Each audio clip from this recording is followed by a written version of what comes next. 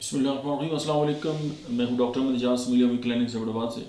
आज हम बात करेंगे कि कुछ ख़वातीन या बच्चे इस तरह होते हैं या जब भी गाड़ी में बैठते हैं और कोई सफ़र करने के लिए जाना स्टार्ट करते हैं और उनको चक्कर आना स्टार्ट हो जाते हैं, उनका जो जी है वो मतलाता है और फिर उल्टियाँ और उल्टियाँ और उल्टियाँ।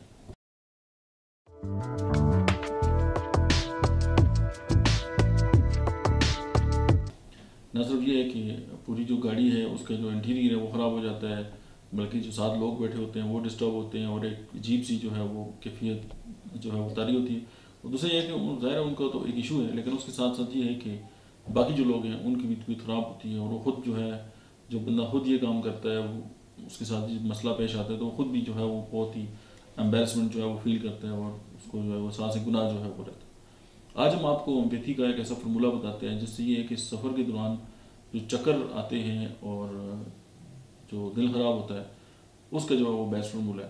तो आप इसको जो है वो लिख भी लें और इसको इस्तेमाल करें तो आपकी जो क्लिनिकल प्रैक्टिस है उसमें भी बेहतर होगा। और जो लोग खुद इस तरह के शिकार हैं तो ये होम्योपैथिक स्टोर से मेडिसिन ले लें और इस्तेमाल करें, लेकिन लंबा अर्सा जो है उसको इस्तेमाल ना करें, जब ज़रूरत पड़े तो इस्तेमाल कर लें। एक तो ये है काली बाइक्रोमिकम 30 में होम्योपैथी की दवा है, और सेकंड जो मेडिसिन है वो है टबैकम।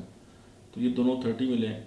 काली बाइक्रोमिकम एंड टबैकम 30 में लेकर दोनों अद्वियात को बराबर मिकदार में आप उसमें मिला लें, या अलग अलग भी आप ले सकते हैं, यानी कि 10 कतरे 2 घूंट पानी में मिला के सुबह दोपहर शाम भी इस्तेमाल कर सकते हैं।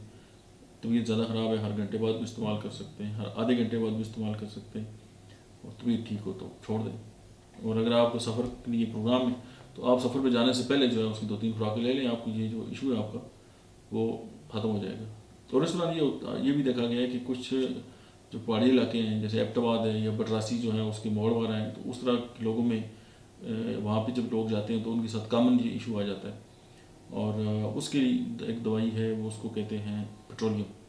तो पेट्रोलियम जो है ज़ाहिर गाड़ियों में पेट्रोल इस्तेमाल होता है और वो फिर उसकी स्मेल के साथ भी जो है उनको, कुछ लोगों को एलर्जी होती है और उनकी तबीयत ख़राब हो जाती है। तो पेट्रोलियम जो है वो भी उनकी जो है यहाँ पे मदद कर सकती है। अगर कुछ लोग जो है वो सी सिकनेस है, यानी अगर वो समुंदर में किसी सफ़र में हैं तो अगर उस वक्त उनकी तबीयत ख़राब होती है तो काकुलस जो है उसको ना भूलें। बाकी भी आप तो आप जान ही चुके हैं। Thank you very much.